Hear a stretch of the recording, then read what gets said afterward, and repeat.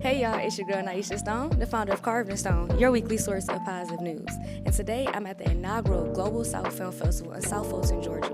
And this is a 4-day event celebrating filmmakers in the African diaspora.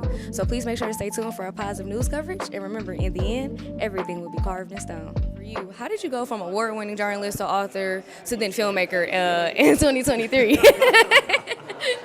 Well, it's been quite a road, kind of like quite a journey, you know. So I started as a journalist. I started right here in Atlanta. I went to Morehouse, started as a journalist, and just been creating stories and made my way to magazines.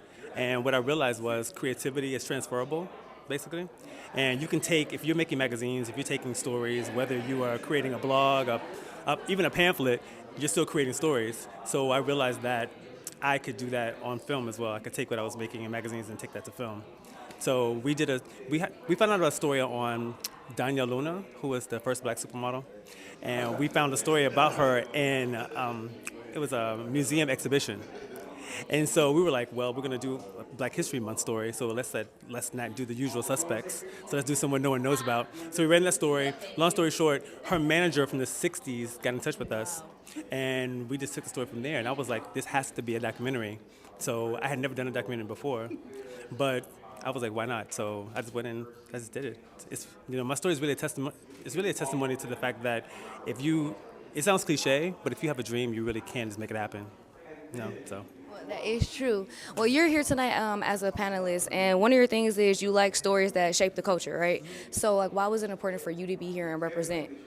Sure, absolutely. Well, I think if you look at my career, I'm really about stories that move and shape culture, stories that really push forward the fact that people of color are so not, we're not just important, we are consequential to the success of this country, right? And so many of our stories have gone to the graves with people. And it's my mission, I know, to make sure that those stories don't go to the grave, and the ones that have gone to the grave, I want to excavate and bring out.